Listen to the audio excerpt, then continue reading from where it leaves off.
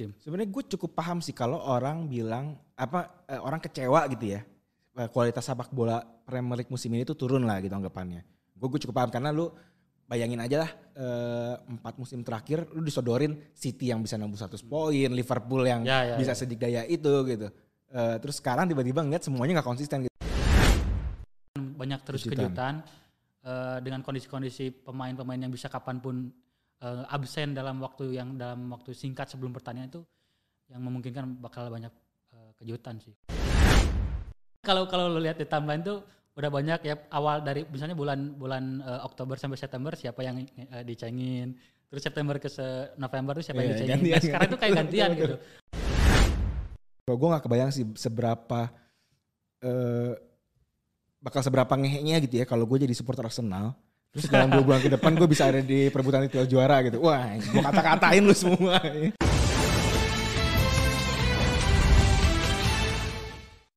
Kembali lagi di Super Soccer Podcast. Halo semuanya, apa kabar? Gue harap semuanya dalam kondisi sehat-sehat aja. Gue tapping ini di tanggal kelima tahun yang baru ini ya, tahun 2021 sama tahun baru semuanya. Dan kali ini gue ditemani oleh Kang Ardi. Halo Kang, selamat tahun baru. Selamat tahun baru juga Fans. Apakah ada kesan-kesan tentang 2020? 2020 ya, kalau dari kehidupan pasti banyak perubahan. Tapi kalau dari segi sepak bola juga banyak perubahan, tapi ya justru jadi makin banyak kejutan sih sepanjang 2020. Maksudnya perubahannya apa tuh? Mungkin maksudnya berubah tim idola gitu atau berubah? Enggak, maksudnya kalau dari sepak bola tuh kayak banyak berubah situasi yang kita yang asalnya nonton bola ada penonton jadi nggak ada. Terus ada tim-tim yang biasanya bagus jadi nggak bagus gitu. Walaupun ada yang dulunya nggak bagus tetap nggak bagus gitu. Tapi ya jadi lebih banyak variasinya lah di musim 2020. Tapi kalau misalnya dari selama 5 hari berjalan gitu tahun yang baru ini, kalau buat gue sih mengembirakan ya. Maksud gue kayak kita penggemar sepak bola ya, jadi maksud gue tapi gini, hasil di sepak bola itu kan memberikan kebahagiaan di kehidupan kita sehari-hari kan, bener gak? Ya. Lo kalau tim lu menang, lo kerja juga ya relatif lebih ringan lah gitu. Gak dicengin lah ya seenggaknya. Iya, maksudnya lu juga anjir menang gitu, karena dia menang gue juga berasa menang kan, walaupun ya nggak real banget lah gitu. Tapi kan itu kan membuat olahraga gitu, terutama bagi kita sepak bola tuh menjadi indah gitu maksudnya. Dan ya benar, kalau buat gue sebagai fans United tuh luar biasa nih ketika tapping ini nih luar biasa nih. Dengan penuh optimis ya? Iya benar sekali. Apalagi makanya hasil semalam itu mengejutkan gak buat Kang Ari? Bahwa Liverpool kalah 1-0 dari Southampton. Mengejut sih karena sebenarnya si Southampton sebenarnya kan lagi main lagi bagus. Dia lagi terus di papan atas, tapi ketika bisa menang dengan gol cepat terus bisa defense terlepas ada insiden penalti yang jadi kontroversi lah ya, itu jadi bukti bahwa ya Southampton benar-benar salah satu tim yang diperhitungkan untuk persaingan kompetisi Eropa di musim ini gitu, karena walaupun ada Leicester, walaupun ada Everton, ada Aston Villa juga yang memang sempat naik ke zona 5 besar bahkan ke 4 besar, tapi adanya Southampton ya membuktikan bahwa musim ini pasti bakal penuh kejutan. Nah, gue tadi lupa ngejelasin ya gitu situasinya ini gimana nih, siapa tahu ada yang sosok lupa kan, sosok nutup mata gitu. Situasinya adalah Liverpool ada di papan atas klasemen dengan 33 poin, dia masih di papan atas. Tapi dia ditempel ketat oleh United yang ada di peringkat 2 dengan jumlah poin sama, kalah selisih gol, yang masih menyimpan satu pertandingan lebih banyak untuk dimainkan. Jadi cukup hasil imbang aja di pertandingan berikutnya, maka MU akan naik ke puncak klasemen. Itu situasinya. Nah, sebenarnya Kang, kalau dari laga lawan Southampton kemarin sih, buat gue kalau misalnya gue jadi penggemar Liverpool ya, cara mereka kalah itu yang membuat sangat mengecewakan. Maksud gue, lu kalau bola menit awal, yang pastinya sangat mempengaruhi ini ya, jalannya pertandingan sampai akhir gitu. Tapi kan lu punya cukup banyak waktu untuk membongkar pertahanan lawan. Dan maksud gue kalau kita melihat Liverpool musim lalu, ini harusnya bukan hal yang hal yang sulit lah kalau ngeliat dari musim lalu gitu ya. Kalau ini kan sebenarnya kebobolannya dalam tanda kutip lewat bola mati ya. bukan secara open play, nggak bisa dibilang secara keseluruhan selama 90 menit itu nggak ada celah yang benar-benar wah ini Liverpool pertahanan jelek gitu. Apalagi sebenarnya di match kemarin kan yang jadi back tengah itu Fabinho sama Jordan Henderson gitu, yang secara komposisi itu nggak ideal buat Liverpool. Tapi ini juga yang bikin mungkin secara stabilitas tim, Henderson yang harusnya ibaratnya sering nerima bola di tengah terus bisa ngalirin ke depan, atau misalnya butuh ketika Liverpool yang butuh strategi counter attack atau transisi dari bertahan ke menyerangnya butuh pemain-pemain yang bisa merebut bola di tengah misalnya, karena itu biasanya dilakukan oleh Henderson, tapi ini nggak terjadi di pertandingan kemarin. Soal ada waktu yang masih banyak sehingga nggak bisa kebobolan untuk sebuah tim yang tidak terlalu offensive minded seperti Southampton ini memang jadi keuntungan ketika mereka bisa unggul cepat terus ya langsung low block kan. Iya, dia langsung bertahan. Maksud gue gini, itu Liverpool bahkan untuk mencatatkan satu shoot on goal butuh sampai menit 75. Nah itu kan sebenarnya ada perubahan juga dari kayak Thiago Alcantara baru main juga kan. Itu Thiago musim ini dia walaupun secara kualitas pemain dia sangat bagus, tapi dengan menit bermain yang sangat sedikit karena sering cedera, kena COVID, itu ya bikin dari segi kekompakan tim, dari segi stabilitas tim itu pasti bakal terganggu. Apalagi itu tadi Jordan Henderson-nya di belakang, Fabinho di belakang, dengan komposisi yang nggak terlalu seperti biasanya lah, karena kan selalu ada istilah don't change the winning team. Nah ketika tim itu tidak memakai the winning teamnya, itu pasti bakal benar-benar diuji dan pasti bakal ada perubahan. Apalagi kemarin di gelandang itu selain nggak ada Henderson di tengah, ada Oxlade-Chamberlain yang juga baru main. Secara mental sih pasti ada pengaruhnya antara pemain yang setiap weekend main atau setiap pertandingan main terus tiba-tiba dia harus tandem dengan pemain yang jarang main, apalagi dengan periode waktu yang lama, itu pasti akan beda sih. Apalagi belum dari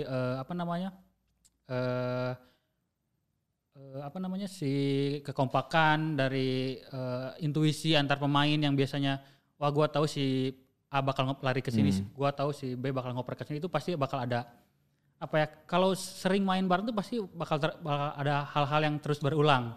Tapi ketika pemainnya ganti, nah itu yang perlu adaptasi yang mungkin ini di pertandingan lawan Southampton nggak bisa dilakukan oleh pemain-pemain yang baru main. Dan tapi memang masalah cedera Liverpool ini seperti gue udah prediksi sebenarnya. Ketika Van Dijk cedera itu udah agak berat sebenarnya Liverpool untuk bisa ke performa musim lalu gitu. Terus ditambah lagi pemain-pemain lainnya juga cedera gitu, Gomez cedera, Matip cedera, dan yang menarik ya catatannya adalah di musim ini dan sejauh ini Liverpool tuh udah pakai 14 kombinasi yang berbeda untuk duet back tengah. Jadi soal tadi Kang Ardi ngomong bahwa mereka kerja chemistry lah ya, mungkin chemistry-nya itu tidak sepaten musim lalu tuh menjadi masuk akal. Tapi yang menarik dari soal Liverpool ini bagi gue pribadi ya, mereka tuh kayak kehilangan sebenarnya masalah intinya buat gue sebenarnya bukan di lini belakang, tapi di lini depan kemudian jadi di lini depan. Karena kalau dilihat dari penciptaan peluang sejauh ini dari open play gitu ya di laga tandang, Liverpool itu rata-rata cuma 7/8 per laga. Itu tuh masih kalah kalau misalnya dibanding Leeds, dibanding Villa, bahkan dibanding Palace tuh kalah. Ada masalah nggak menurut Kang Ardi? Emang kalau ngomongin defensif Liverpool ketika Van Dijk cedera terus ada perubahan komposisi, memang secara result atau secara end productnya memang tidak terlalu kelihatan. Kalau misalnya lihat dari kebobolan, Liverpool ini cuma kebobolan 2-1 dan itu tuh sebenarnya cuma paling sedikit tuh masih ke-6 lah. Masih paling sedikit ke-6, tapi dan itu pun agak sedikit anomali karena kebantai Villa ya. Villa itu makanya secara defensif itu memang bukan masalah utama walaupun banyak pemain cedera di pertahanan, apalagi kan sempat Trent Alexander-Arnold cedera, Robertson juga sempat nggak fit gitu, dan ya ketambah komposisi yang berubah-ubah. Tapi di posisi gelandang sampai ke depan ini mungkin ada semacam stigma kalau Mane dan Mohamed Salah main bareng itu bakal kayak mengorbankan satu pemain gitu. Firmino biasanya. Enggak, Bukan di antara 2 pemain itu. Kalau ketika yang ngebantai Peles itu kan Mohamed Salah dia cadangan dulu. Dia baru main tuh tinggal 20 menit 15 menit terakhir tapi dia berhasil bikin dua gol gitu. Tapi ketika nggak ada Salah justru Mane ya bisa lebih leluasa gitu.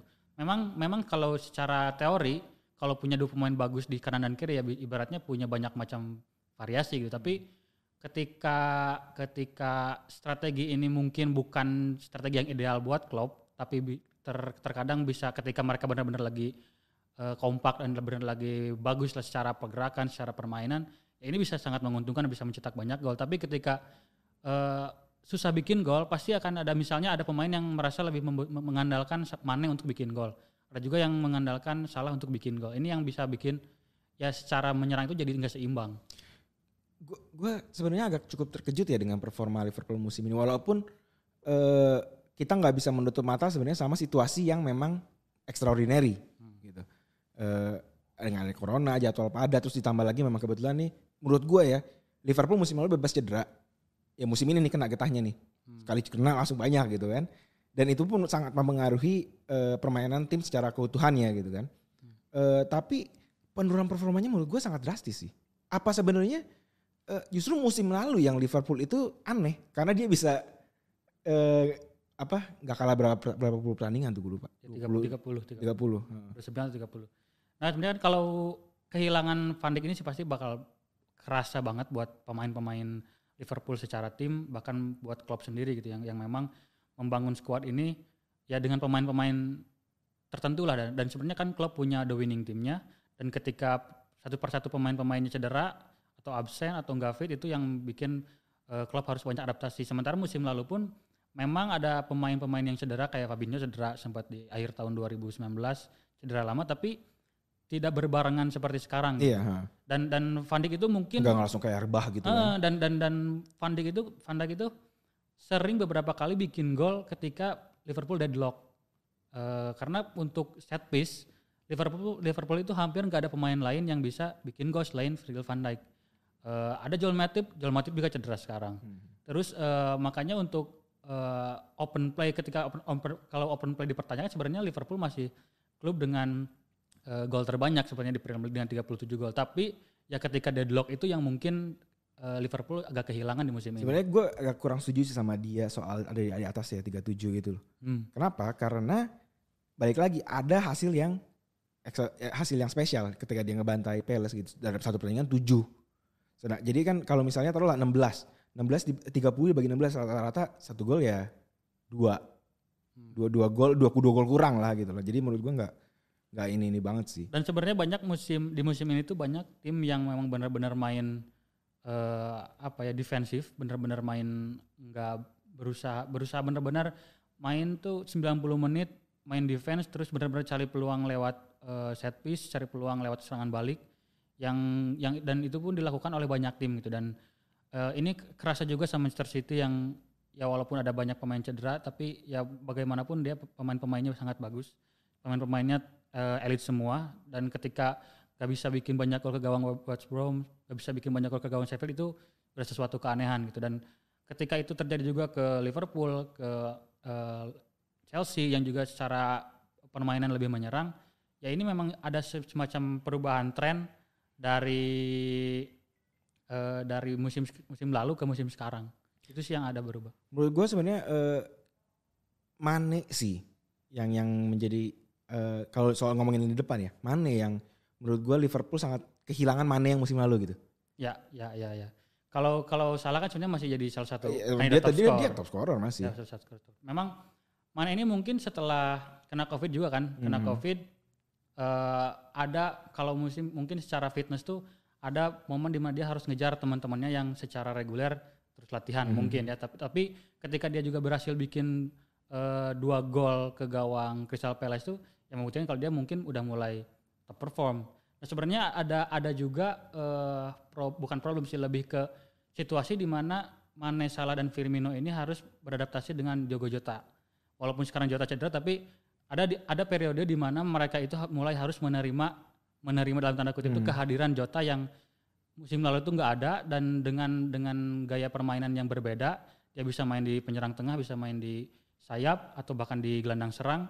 Ya, ini yang bikin ada semacam turbulensi kecil lah di antara 4 penyerang Liverpool dengan kehadirannya Jota. Dan yang menarik sebenarnya performa Liverpool itu buruk ketika main tandang doang. Itu dari musim lalu itu sebenarnya kandang emang selalu bagus kan. Karena maksudnya dia benar-benar ini banget lah, dan ketika tandang ini loh dia dalam 8 laga away terakhir cuma menang 1 kali. Dan menurut gue ini harus segera diselesaikan oleh Klopp sih. Ya, kalau kan sebenarnya dari total, walaupun Liverpool di puncak klasemen dengan 33 poin, sebenarnya mereka tuh menang cuma 9 kali, dan itu tuh lebih sedikit dari MU. Mereka lebih sering kehilangan poin dengan imbang 6 kali sama kalah 2 kali. Itu memang jadi, ya walaupun Liverpool bisa dibilang masih dalam kondisi title contender yang sangat kuat, ya, tapi masih ada benar-benar ada tanda bahwa mereka tidak sekuat musim lalu. Tapi ini juga balik lagi seperti yang udah tadi disebutkan, dan ini tidak hanya dialami sama Liverpool. Tim lain pun seperti itu. Chelsea yang musim lalu di awal tahun 2020 bisa di peringkat 4, sekarang malah di peringkat 8. Dia malah sempat di peringkat 1 kan. Iya, Pak, iya. Setelah dia peringkat 1 itu langsung turun drastis. Manchester City juga sama. Terus banyak tim-tim yang tiba-tiba sempat jadi title contender kayak Everton, ada Southampton, ada Aston Villa gitu, dan yang memang jumlah pertandingan yang berbeda ini yang bikin kayak mungkin ada semacam psikologis, wah gua di atas, wah gua di bawah gitu. Itu yang bakal sedikitnya akan mempengaruhi ke mental pemain sih. Nah, tadi soal klasemen tuh menarik tuh. Karena 17 laga 33 poin itu rendah banget. Karena kalau misalnya kita ngeliat dalam 5 musim terakhir gitu ya. Ketika pertandingan 17 minimal itu sudah nembus 40 peringkat 1. Paling rendah itu Chelsea 43 pada musim 2016-17. Liverpool musim lalu 49 poin. Jumlah pertandingan yang sama. Jumlah pertandingan yang sama. 2 musim sebelumnya Liverpool 45 poin. Terus City pada musim 2017-18 itu 49 poin. 33 poin itu kalau misalnya di 4 musim sebelumnya ini itu paling cuman masuk 4 besar di peringkat 4 atau peringkat 3. Peringkat 2 pun nggak sanggup. Kalau dari jarak sebenarnya kan. Nah itu dia. Gue pengen ngomongnya adalah ini kan sebenarnya gapnya agak ngehe nih. Ini misalnya Arsenal bisa aja tiba-tiba dalam beberapa pekan ke depan naik ke peringkat ke 4 besar, itu sangat mungkin kan.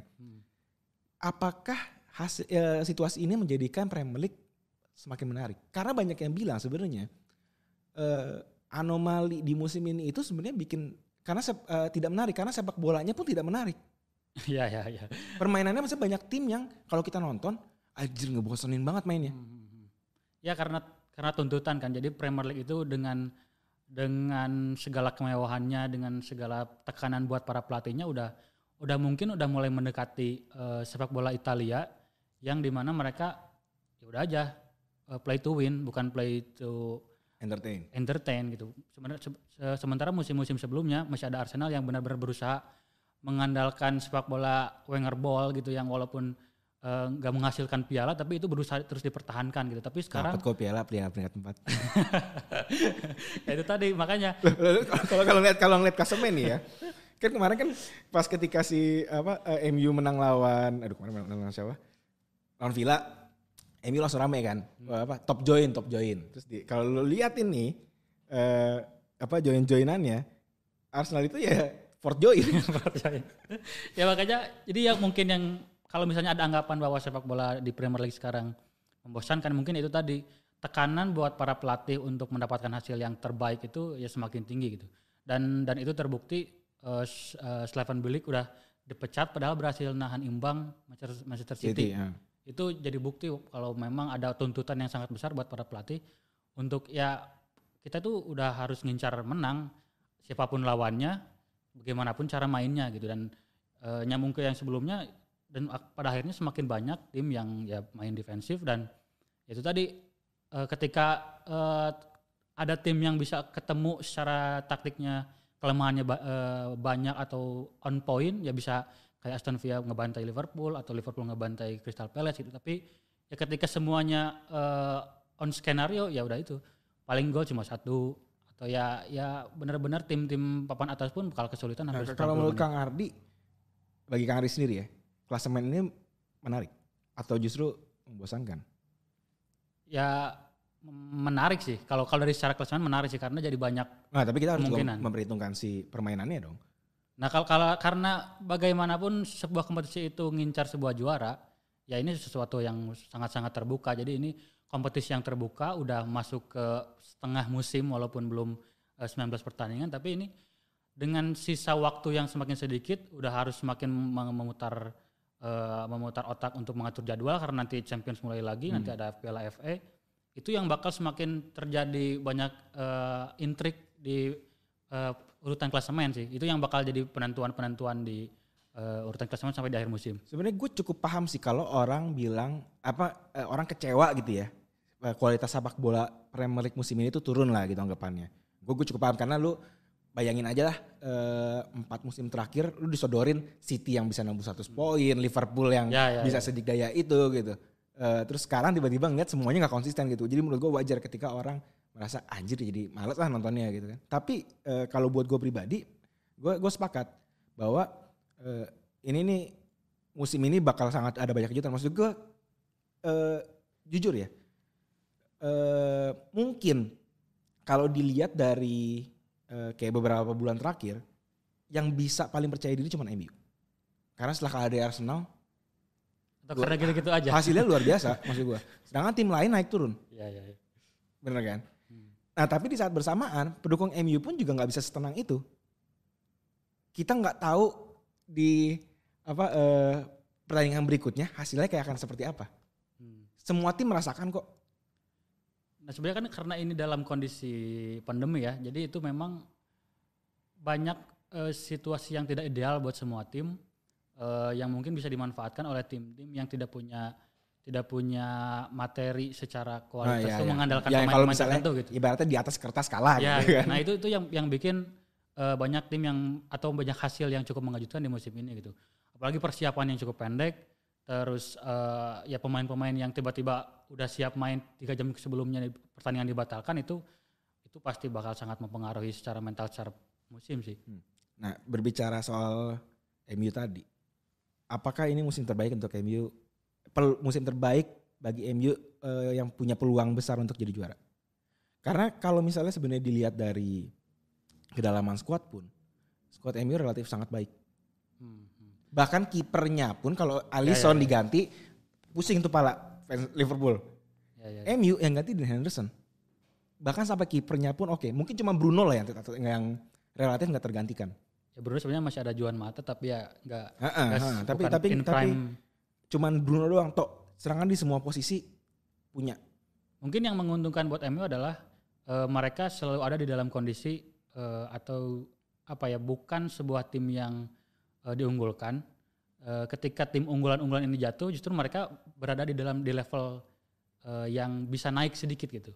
Ketika tim-tim lain pemainnya cedera atau karena apalagi misalnya Liverpool dengan the winning timnya terus ketika berhasil juara itu nggak banyak beli pemain, sementara MU dapat pemain yang meningkatkan kualitas tim itu udah jadi suatu keuntungan sih buat MU. Terus kalau Manchester City ketika dia berharap Gabriel Jesus itu bisa menggantikan Sergio Aguero yang cedera dan tidak terjadi, ya itu pasti bakal pengurangan kualitas yang cukup besar buat City atau buat Pep Guardiola yang demanding terhadap tipe-tipe penyerang tertentu gitu. Ketika Aguero cedera, City habis musim lalu ketika Laporte cedera gak bisa ngapa-ngapain juga gitu. Tapi MU dengan Bruno Fernandes yang bisa terus main dari 2020 awal sampai 2020 akhir, ini jadi suatu keuntungan buat MU. Bruno itu sebenarnya banyak orang mulai menyandingkan impact Bruno dengan Cantona. Gue ketika Cantona main gue belum nonton bola, gue masih ngasih news, masih net gue. Tapi maksud gue kalau misalnya ngeliat statistik, sebelum Cantona datang ke MU dari Leeds pada tahun 92, ada 17 laga lah gitu ya. 17 laga sebelum Cantona dari Agustus sampai Desember 92. Persentase menang MU cuma 41% dari 17 laga. Ketika Cantona masuk, di 2 musim berikutnya meningkat drastis sampai 66% dan golnya pun juga drastis. Dampak yang sama kurang lebih diberikan oleh Fernandes. Sebelum Fernandes masuk pada Agustus 2019 pada Januari 2020 dalam Agustus 2019 sampai Januari itu MU main 24 kali, gol rata-rata cuma 1,4, kemenangannya 38%. Dia masuk sampai sekarang 30 pertandingan, rata-rata golnya 2,2 per laga, kemenangannya 63%. Gua ya kalau ngeliatin Bruno doang sih udah jelas lah. Top, ini orang game changer. Tapi kemudian kalau dibandingin sama Cantona, yang kita tahu Cantona itu sebenarnya awal awal sentuhan magisnya Ferguson. Kira-kira ke depannya dampaknya bakal sama. Gue sih ngebayangin ya, maksudnya menurut gue fans-fans MU pasti udah mulai ngebayangin itu gitu. Wah ini awalnya nih gitu. Ini tinggal dibangun tim di sekitar Bruno ya 10 tahun kita bisa lah juara beberapa kali. Ya gue pun kan sebenarnya sama nggak nonton Cantona waktu dia main, tapi yang kita kenal dari seorang Cantona adalah bagaimana dia bengal, bagaimana dia karakter dia sebagai seseorang gitu. Dan kalau lihat karakternya itu mungkin memang bisa mempengaruhi banyak orang, khususnya misalnya di problem ruang ganti, di ketika main, ketika situasi ketinggalan gitu, itu mungkin bakal berpengaruh gitu. Ketika ada kadang tim memang butuh pemain atau orang yang galak kok gitu. Jose Mourinho di Tottenham Hotspur bilang tim Tottenham itu nggak bisa juara karena nggak ada orang yang galaknya gitu. Semuanya good guy semua gitu. Dan kalau kita dibandingkan dengan Bruno, justru Bruno itu kebalikannya dari Cantona gitu secara karakter gitu ya. Belum ada aksi atau perilaku Bruno di dalam atau di luar lapangan yang bikin orang tuh jadi mulai muncul haters-hatersnya lah. Bukan tipikal pemain bengal lah. Ya, jadi kalau pemain bengal bisa membangun sebuah tim jadi lebih semangat, itu sangat masuk akal. Gennaro Gattuso juga bisa, Edgar Davids bisa gitu. Tapi ketika ada pemain yang justru slow dari cara main, dari gaya ngomongnya kalau di interview itu, justru Bruno itu nggak kelihatan. Jadi untuk kalau membandingkan sama Cantona sih itu dua hal yang cukup berbeda. Tapi kalau pemimpinannya sama lah kurang lebih ya. Karena mungkin ya gue berdasarkan kemarin melihat interviewnya Wan Bissaka. Wan Bissaka bilang bahwa iya dampaknya si Bruno itu bahkan teman-temannya pun gitu ya, teman-teman satu timnya juga main jadi bagus gitu. Kurang lebih gitulah gue paraphrasing. Ya dari cara sih, mungkin dari cara dia mempengaruhi atau ngasih impact ke timnya itu yang berbeda.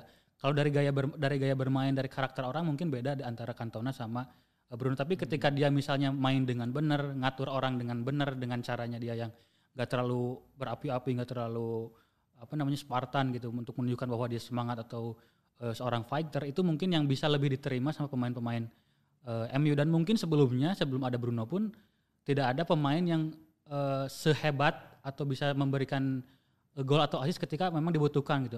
Ada Marcus Rashford memang, tapi tidak konsisten gitu. Tapi Bruno ya dari 2020 awal sampai 2020 akhir tuh udah kebuktian kalau dia emang benar-benar pemain top player, elite player yang benar-benar kualitasnya udah bukan lagi best in Premier League, tapi best in the world. Nah, tapi mungkin tinggal butuh si Tita juara itu. Nah pertanyaannya, wajar gak kalau misalnya fans MU ini memandang 2021 dengan optimisme? Asik. Kalau dengan kan cantik ya title ke-21 di tahun 2021. Wah, cakep bos. Cocok logisnya udah keren. Iya. Dengan kekalahan Liverpool terus nanti game week berikutnya ketemu Liverpool sih, ini udah jadi momentum sih. Itu ntar dulu. Pertanyaannya, wajar gak optimistis? Kalau menurut gue sih wajar, karena balik lagi yang tadi gue bilang, gak ada tim yang dalam berapa bulan terakhir performanya tuh setinggi MU, sekonsisten MU. Gitu loh. Jadi menurut gue optimisme itu hal yang wajar. Dan bahkan maksudnya gini, kalau kita ngeliat klasemen, sebenarnya ini ketat banget. Kayak lu konyol lah kalau ngeliat klasemen kayak gini terus langsung bilang, wah MU ini yang satu langkah di depan, konyol menurut gue. Lu bahkan belum di peringkat 1 gitu, masih kalah selisih gol. Tapi kemudian sebagai fans MU gitu ya, gue pribadi merasa kalau misalnya kalah di pertandingan ke-17-nya, it's fine. Gue masih sama poinnya sama Liverpool. Cuma kalah selisih gol. Kecuali kalahnya nanti sama Liverpool. Nah itu baru bencana gitu ya. Tapi kalau di luar itu, fine gitu. Bukan satu hal besar. Buktinya gue masih tetap menempel atas nih. Dan udah gitu gue juga ngelihat bahwa yang atas ini bisa kepleset. Sedangkan kalau kita ngeliat City juga sebenarnya salah satu yang mulai disebut penantang titel juara kan. Dia masih nyimpan 2 pertandingan dan kalau misalnya dia menang dua-duanya bisa di peringkat atas juga gitu kan. Tapi menurut gue kalau banyak juga yang meragukan City bisa melakukan itu sebenarnya. Karena terbukti dalam beberapa pertandingan dia inkonsisten. Bisa seri lah gitu, mungkin nggak sampai kalah bisa seri. Hal itu yang kemudian membuat kalau misalnya City cuma seri, kan dia nggak naik sampai atas. Sedangkan MU masih tetap di atas. Itu loh yang menurut gue membuat fans MU tuh bahkan semalam tuh ya gue ngelihat setelah si Liverpool kalah, banyak akun-akun Twitter bukan fanbase sih apa ya? Ya akun Twitter yang supporter MU gitu, yang udah bikin Photoshop anjir. Photoshop Bruno Fernandes ngangkat ke Premier League anjir. Ini baru pekan ke 12. Tadi kan lo juga bahas kalau secara City dengan punya tabungan 2 pertandingan, terus MU ada 1 pertandingan yang ibaratnya kalah pun tetap ada di atas. Kompetisi masih ada sekitar 21 pertandingan lagi. Ini bahkan belum sampai tengah. Belum sampai tengahnya. Menurut gua sih kalau pendukung MU mulai optimis wajar, tapi untuk memastikan bahwa ini adalah tahunnya MU belum sih kalau menurut gua. Setidaknya sampai akhir Januari ketika benar-benar tim udah settle dengan skuadnya masing-masing. Karena kan ada winter transfer, itu yang bakal jadi momentum buat tim-tim yang sekiranya kayak Manchester City, mungkin Liverpool juga, mungkin MU juga memperbaiki apa yang sudah terjadi selama 6 bulan ke belakang atau 5 bulan ke belakang. Karena dengan situasi Covid ini pasti mereka butuh banyak pemain. Itu udah pasti udah jadi sebuah evaluasi bahwa kita bisa kehilangan pemain inti kita kapanpun, bahkan beberapa jam sebelum pertandingan. Dan ini bakal membuat winter transfer bakal bisa lebih aktif sih mungkin. Dengan walaupun ya ada rumor tim-tim Premier League atau tim-tim di seluruh dunia nggak punya duit buat melakukan itu, tapi kalau dengan kekuatan Premier League seperti sekarang sih kayaknya tetap bakal ada momen di mana pemain-pemain bagus itu bakal datang di winter transfer. Apalagi Chelsea setelah hasilnya seperti ini pasti bakal melakukan sesuatu juga. Manchester City juga, Liverpool apalagi. Dengan setidaknya dia bisa mendatangkan bek tengah baru lah. Itu udah cukup bisa bikin mereka lebih nyaman untuk menjalani sisa musim. Kalau misalnya Liverpool datengin bek tengah baru gitu ya, dan oke gitu mainnya, mungkin oke lah jadi sebagai pelapis gitu kan. Seberapa besar peluangnya Liverpool untuk mempertahankan gelar juara? Cukup besar ya, karena Liverpool sekarang masih di puncak klasemen. Ya walaupun masih ada tim-tim lain yang bisa menyalip, tapi setidaknya Liverpool bisa mengatasi problem satu pemain atau satu masalah yang memang secara dampak resultnya tidak terlalu kelihatan. Dari kebobolan masih dibilang bisa dibilang bagus, tapi itu balik lagi ke ofensifnya. Ketika yang ditempatkan itu adalah pemain yang biasanya main di gelandang, itu pasti bakal berpengaruh. Jadi nanti apalagi ketika Matip udah kembali sembuh, terus Fabinho benar-benar udah makin nyaman dengan Matip atau dengan mungkin Joe Gomez atau mungkin dengan pemain baru, itu bakal bisa membuat lebih nyaman ke pemain gelandang ataupun ke penyerang. Tapi memang soal bursa transfer ini dan padatnya kompetisi, padatnya jadwal gitu ya, menjadi sangat menarik menurut gua. Kenapa? Karena kalau kita ngeliat klasemen dari padatnya jadwal, yang diuntungkan itu Leicester, Southampton dan Everton, bahkan Villa mungkin diuntungkan. Nah kalau lihat jadwal setelah nanti kan ini ada jeda 1 minggu kan untuk ke game week ke-18. Sebenarnya yang paling diuntungkan itu City, karena City itu ketemu tim-tim yang relatif bukan top 6 lah. Bukan lawannya lah. Iya bukan, ya secara di atas kertas bisa menang gitu. Mereka bakal lawan Brighton, Crystal Palace, Aston Villa, West Bromwich Albion, Sheffield United, Burnley, baru ketemu Liverpool itu awal Februari. Jadi ini bisa jadi momentum buat City ngejar Liverpool yang ada di puncak klasemen, atau ya dengan selisih 2 pertandingan ini ya City mungkin yang bisa jadi, kalau menurut gua bisa jadi benar-benar kandidat. Kalau misalnya sekarang kandidat kuatnya adalah Manchester United dan Liverpool, justru di Januari ini mungkin bakal ujian buat City apakah mereka layak jadi juara atau enggak. Ya, sebenarnya kuncinya adalah dia memenangkan laga yang gampang lah, yang gampang. Dan sama laga sisanya itu sebenarnya. Benar. Karena kalau misalnya mereka nggak bisa, kalau justru mereka kepleset lawan tim-tim itu, ya itu yang menurut gue jadi sangat fatal. Tapi kalau setidaknya dengan memenangkan 6 game week ini yang secara relatif mudah, setidaknya City bakal punya posisi yang lebih nyaman lah. Apalagi kalau sekarang terus kalah dengan kondisi -4 dengan tim rival misalnya, terus kalah itu kan jadi semakin jauh. Tapi kalau nanti misalnya bisa di posisinya lebih di atas, tapi kalah atau imbang itu bisa masih tetap lebih enak sih. Menurut gue kita juga perlu ngomongin Chelsea sih, karena lu udah ngabisin duit banyak gitu ya di summer, terus sekarang hampir tengah musim lu di peringkat 9 ya. Itu sangat mengecewakan sih. Ya buktinya gue sampai bikin episode Chelsea beli gelar juara. Ya. Gimana lu datenginnya pemain-pemain bintang kayak gitu tapi hasilnya jauh dari harapan gitu. Hakim Ziyech kan ketika dia di awal musim nggak langsung main bareng karena dia sempat cedera. Terus ketika dia main benar-benar langsung kasih impact dan benar-benar langsung ke atas Chelsea. Terus dia cedera lagi dan bahkan sampai sekarang memang belum main kan. Dan itu bikin trio di lini depan Chelsea itu terus berubah. Bahkan untuk penyerang tengah ada problem harus mainin Olivier Giroud. Kalau nggak mainin Giroud dia bakal pindah gitu. Itu yang bikin Abraham yang sebenarnya lagi bagus tapi harus mainin Giroud gitu. Terus Pulisic baru pulih dari cedera, pasti dengan kualitas dia di musim-musim sebelumnya Lampard pede lah. Walaupun ya ternyata secara permainan belum kembali ke performa aslinya.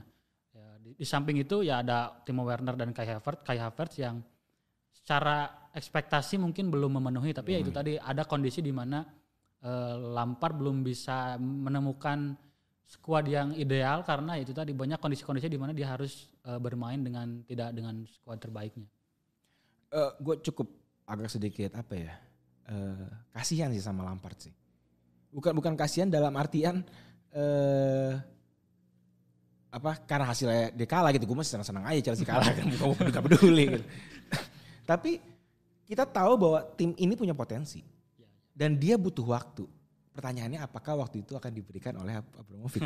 Kita tahu seberapa kejamnya Abramovich itu. Dan kalau kita ngeliat statistik, poin per laganya Lampard sejauh ini ya 55 laga di Premier League itu terendah di antara semua manajer era Abramovich. Jadi kayak orang-orang ini mulai ngomong ini tinggal nunggu waktu aja nih. Makanya di kandidat terkuat pecat berikutnya kan ya. Iya. Wah, iya. Ya kalau melihat hasil-hasil beberapa laga terakhir sih sangat ini ya. Maksudnya lu 6 kali tanding, menang cuma sekali, kalah 4 kali. Itu sih agak kacau ya. Dan kalau lawan tim ini kan lawan tim Big Six itu Chelsea itu hampir nggak pernah menang. Gue lupa sih dia. Iya nggak pernah menang. Lawan bahkan kalau nggak salah kan yang gue sempat top 10 ya. Lawan top 10 kayaknya nggak pernah. Belum pernah musim ini, belum pernah menang. Apa cuma menang berapa kali gitu, dikit banget lah pokoknya. Itu kan bahkan sampai ada meme-nya kalau dia tuh yang ngasih poin. Oh yang kayak itu mem buat MU tuh sebelumnya tuh. Ya sebelumnya buat MU kan. Berapa musim sebelumnya tuh buat MU aja. Sekarang malah jadi ke Chelsea. Tapi itu jadi kondisi bahwa ya jadi pertanda bahwa kondisi Chelsea itu memang secara tim belum settled gitu. Kualitas mereka dengan pemain-pemain bagus tuh ada di mana tuh kita belum tahu. Gue juga yakin sebenarnya Havertz, Werner selain masalah adaptasi ya dikasih waktu bisa kok, dikasih waktu dan mungkin taktik yang sedikit lebih tepat juga ya gitu, karena kan banyak orang sebenarnya mengeluhkan kenapa Werner malah mainnya sayap gitu kan. Tapi menurut gue memang tim Chelsea ini kalau nggak dikasih waktu untuk adaptasi dengan perubahan yang langsung datengin banyak pemain baru, agak konyol sih. Iya. Harusnya emang jadi bagian dari resiko sih ketika memutuskan untuk banyak pemain baru dengan profil yang sangat tinggi, terus ditambah kondisi pemain-pemain yang cerdas sih harusnya secara logikanya ya itu udah bisa jadi alasan buat Lampard bahwa ya ini gue tidak menjalani musim dengan ideal gitu. Gue layak mendapatkan kesempatan ketika pemain-pemain gue tuh udah sembuh semuanya, udah siap semuanya, udah benar-benar klop lah buat main secara tim gitu. Dan ini tapi kita tetap harus balik lagi ke bagaimana moodnya Abramovich menyikapi situasi ini kan.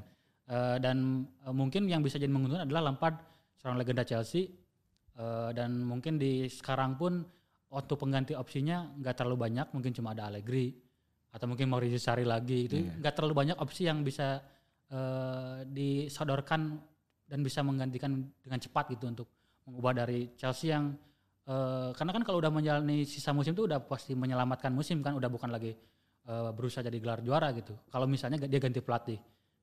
Nah ini yang mungkin tidak bisa dilakukan oleh Chelsea ketika mereka harus memecat Lampard. Nah, tadi kan Kang Adi sempat ngomong bahwa ada kemungkinan Chelsea musim ini di mid season ini beli pemain baru. Ya. Gue nggak cukup yakin. Karena dia udah habis duit banyak loh. Dan dia kalau misalnya jadi ada data gitu ya yang memperkirakan bahwa Chelsea itu bakal menjadi klub dengan kehilangan pemasukan karena maksudnya nggak ada penonton gitu ya, nggak ada pemasukan tiket segala macam. Jadi klub yang kerugiannya bakal terbesar kelima di Premier League. Jadi gue nggak yakin dia bakal berani keluarin duit gede lagi sih untuk transfer ini. Nah makanya mungkin itu solusinya bakal ada di Abramovich tentang bagaimana dia menilai kinerja dari Lampard gitu. Apakah benar kalau misalnya Lampard merasa skuad Chelsea ini banyak yang cedera dan butuh pemain baru mungkin dan kalau Abramovich setuju mungkin itu bisa mengeluarkan uang lagi buat transfer karena ya Abramovich kita tahu udah jor-joran dan Chelsea pun menjalani bisa jor-joran musim lalu pun karena sudah melalui dua iya, kan transfer. Yang sempat di ban itu dan dapat duit dari Hazard. Nah gitu. itu makanya Chelsea itu secara finansial mungkin masih cukup mampu lah untuk bisa beli pemain walaupun nanti misalnya mengorbankan pemain-pemain yang harus dijual kayak misalnya Emerson, Marcos Alonso. Oh iya sebenarnya banyak yang bisa dibuang ya. Nah terus Olivier Giroud bahkan mungkin Jorginho kalau misalnya karena kan secara permainan pun atau secara posisi itu udah bentrok sama Kovacic, bentrok sama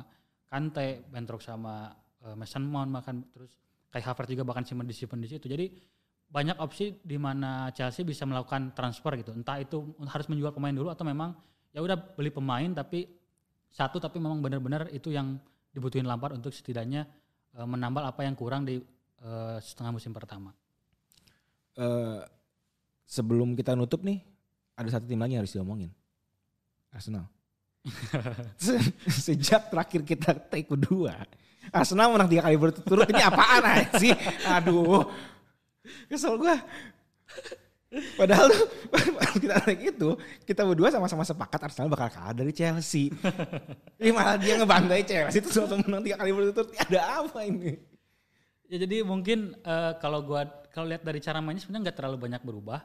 Tapi mungkin dari kepercayaan diri sih yang gue lihat yang pemain-pemain Arsenal lebih lepas mainnya.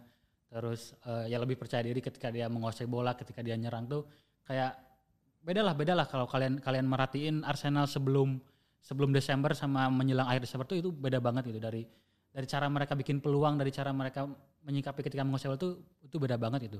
Terus Lacazette yang mungkin udah mulai semakin nyaman perannya bukan lagi sebagai bukan sebagai striker gitu, dia benar-benar kayak semacam Firmino sih menurut ya udah kayak Firmino kayak gelandang serang. Tapi impactnya jauh lebih kelihatan. Kenapa? Karena Arsenal tidak punya pemain seperti Salah dan Mane yang stand out. Karena Aubameyang pun sempat bahkan sekarang kan? Menurut gue juga maksud gue mungkin orang lebih milih Arteta mainin Lacazette dibanding Aubameyang. Ya plus pemain-pemain udah kayak Bukayo Saka. Iya maksud gue lu taruh deh Martinelli, Lacazette sama Saka. Itu menurut gue supporter Arsenal pun masih berpikiran bahwa ini trio lini depan yang oke gitu dengan dibandingkan misalnya Martinelli diganti sama Aubameyang. Jadi lebih milih Aubameyang yang diganti dibanding Lacazette sama Saka yang diganti. Nah makanya kalau di episode sebelumnya yang kita bahas tuh persoalan Arsenal adalah kemungkinannya adalah persoalan di ruang ganti, persoalan mentalitas. Nah ketika ada Aubameyang mungkin justru problemnya ada di Aubameyang mungkin ya. Ketika dia seharusnya jadi pemimpin tapi tidak bisa melakukan apa-apa. Sementara ketika dia nggak ada, justru ada pemain lain mungkin yang bisa step up. Dan itu justru memberikan impact yang justru lebih bagus. Ya karena kita tahu juga sebenarnya kemenangan lawan Chelsea didapatkan tidak terlepas dari keberaniannya Arteta masang si Martinelli sama siapa satu lagi. Smith Rowe. Ya kalau lihat line up-nya kan itu udah banyak yang aja itu kayak gue banget wah ini kayak udah nyerah nih Arteta nih. Ya Smith Rowe terus Martinelli kan baru main juga terus kayak Saka, Holding gitu yang pemain-pemain yang ngelawan pemain-pemain dengan harga mahal gitu secara itu tadi balik lagi sebenarnya ini kayak merecap apa yang terjadi di musim ini bahwa sebenarnya masih akan banyak terus kejutan dengan kondisi-kondisi pemain-pemain yang bisa kapanpun absen dalam waktu singkat sebelum pertandingan itu yang memungkinkan bakal banyak kejutan sih. Cuma mungkin satu-satunya yang tidak akan menjadi kejutan lagi adalah Sheffield United sih. Itu udah 2 poin dari 17 laga sih agak sakit sih. Dan menurut gue tapi mereka cukup sial sih. Jadwal padat, lu nggak punya waktu yang sama seperti di musim-musim normal gitu untuk memperbaiki diri. Ya begini kan pasti udah turun terus aja menurut gue. Ya itu secara mental tuh ya udah pemainnya udah nggak bisa. Ya lu gimana seminggu bisa 3 kali kalah? Iya. Sedih juga anjir. Makanya kan sebenarnya kalau buat elite players tuh atau elite players termasuk pelatihnya ketika mereka kalah tuh yang bakal dinilai adalah bagaimana mereka merespons balik dan apa yang harus dilakukan di pertandingan berikutnya. Dan ketika itu sudah terlalu berulang selama 6 bulan, itu udah benar-benar kronis sih penyakitnya. Entah itu dari strateginya yang nggak tepat atau dari pemainnya ada yang kurang menonjol atau dari pelatihnya yang mulai kehilangan motivasi juga atau kehilangan cara untuk mengembalikan kepercayaan diri pemain-pemain itu udah kronis sih. Tapi untuk klub seperti Sheffield United sih mungkin masih bakal stick to Chris Wilder sih. Yeah. Walaupun hasilnya seburuk ini karena ya Chris Wilder udah nggak bawa dia promosi dan bahkan sempat bersaing di zona Eropa kan. Itu udah jadi kayak semacam mungkin Sheffield tuh bakal kasih semacam semacam harus berutang budi lah justru ke Chris Wilder dan mungkin setidaknya sampai ya benar-benar degradasi. Iya sebenarnya ngeliatnya juga ngeliatnya kayak lebih ke ini sih. Gue pernah ngeliat bahwa lu punya sentuhan emas.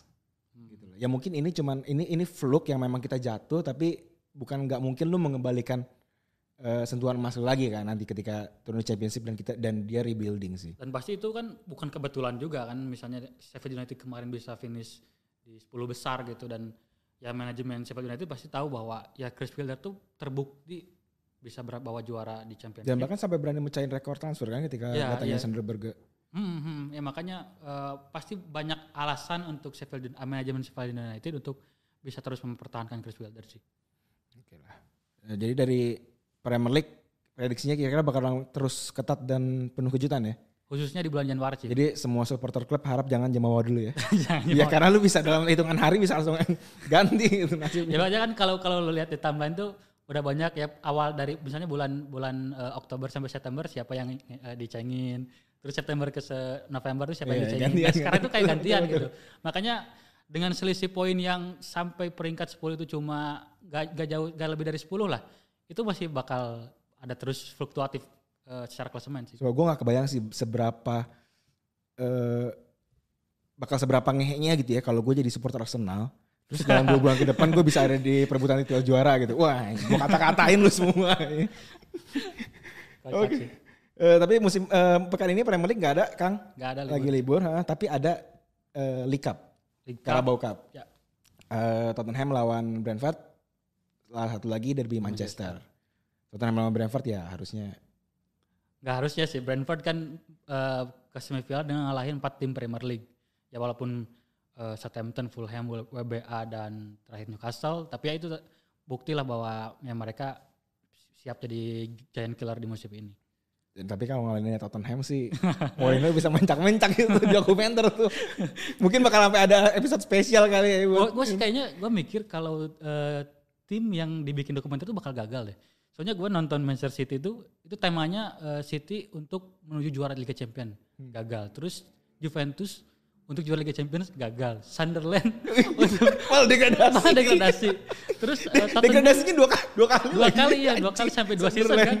Terus Tottenham kemarin ya dengan motivasi bisa dapat piala gagal juga. Jadi gua rasa tim yang dijadiin dokumenter itu bakal Tottenham bahkan apa Pochettino dipecat aja dalam dokumenter itu. Iya makanya ya kayaknya sih sepak bola tidak bisa diskenariokan ya.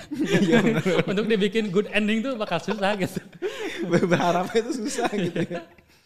Dan kalau misalnya ada derby Manchester, siapa yang lebih ini? Ini ulangan musim lalu loh. Musim lalu kan Manchester City berhasil menang 3-1 sama 1-0 kalau nggak salah. Enggak, dia menang 3-1 terus kalah di. Ya, maksudnya menang 3-1 dulu terus kalah 1-0. Tapi itu Solskjaer itu dalam pertemuan lawan Pep Guardiola itu nggak terlalu buruk sebetulnya. Kalau nggak salah dari cuma kalah sekali kalau nggak salah. Di League Cup itu doang. Terus menang tuh 2 kali. Jadi 3 kali berarti. Gue lupa sih sebenarnya kapan awal Solskjaer ketemu Guardiola. Tapi kalau di musim lalu 4 kali ketemu, Solskjaer menang 3 kali. Ya jadi memang terbuka lah untuk MU bisa balas dendam lah di Liga musim lalu. Apalagi musim ini tuh udah kayak yang bisa dibilang musimnya MU dengan kualitas pemain cadangan. Ya mereka pun main di Premier League gitu. Beda dengan Manchester City yang ibaratnya harus mainin Jack Steven, harus mainin Hayward Bellis, terus harus mainin Liam Delap gitu. Tapi kalau MU itu mainin Tuan ZB main di Liga Champions pun Ya memang PSG waktu itu malah. emang bagus sih. Terus pemain-pemain lain pun ya memang misalnya sampai Van de Beek dimainkan itu ibaratnya pemain top player gitu. Emang secara kualitas sih harusnya musim ini bisa memberikan sesuatu sih buat MU, dan mungkin salah satunya di League Cup yang udah sampai semifinal. Ya sebenarnya League Cup pun walaupun piala ciki tapi tidak terlalu buruk ya kalau misalnya buat Ole. Ya bahkan kan City berhasil dapat 4 trofi beruntun itu karena yang mereka sebelumnya untuk ngejar trofi Premier League pasti masih jauh kan. Terus ngincar FA Cup masih jauh. Kesempatannya di League Cup sih. Oke. Tapi prediksi Kang? Prediksi Ini memang apa? 2 leg apa 1 leg sih ini mainnya? 1 leg. 1 leg kalau musim ini. Ya. Jadi per musim ini tuh semifinal 1 leg kayak bagus lah dipersingkat lah. Jadi ini bakal kayak deathmatch sih, udah bakal kayak deathmatch, udah nggak boleh lagi melakukan kesalahan sedikit apapun. Tapi gue sih rasanya pegang MU sih. Ya, gue cuma berharap pertandingannya nggak sebosan pas 0-0 yang di Old Trafford itu loh. Sebenarnya nggak bosan-bosan banget sih, cuman garing gitu rasanya. Nah itu kan yang di pertandingan di Old Trafford yang 0-0 itu jadi bukti bahwa Solskjaer pun bisa mengimbangi City atau taktik Guardiola. Ya walaupun hasilnya nggak menang gitu, tapi ya secara permainan, secara hasil itu sudah cukup membuat bahwa hasil di pertandingan nanti pun ya siapapun bisa menang. Sebenarnya kalau dari ini gue cuman ini aja sih, karena gue pendukung MU juga sih, tapi walaupun cantik lah ceritanya. Lo ngalahin Guardiola di semifinal, di final ngalahin Mourinho kan cakep buat Ole. Terlalu indah sih kayaknya. Too good to be true. Tapi ya itulah, kita tunggu aja hasilnya nanti. Tottenham tuh main mungkin ketika ini udah tayang ya malah. Ya. Tottenham tanggal 6 jam 2.45. Nah, sedangkan MU main Kamis subuh. Tanggal 7. 2.45. Oke, itu aja. Terima kasih Kang atas waktunya. Siap, sama-sama Van. Dan Thank you juga telah mengundang. Buat semua jangan lupa untuk terus update berita-berita menarik sepak bola melalui media sosial kita. Di Instagram ada, di Twitter ada, di Facebook ada. Juga bisa buka website kita di supersoccer.tv. Dan ya itu aja. Sampai jumpa di episode berikutnya. Bye-bye.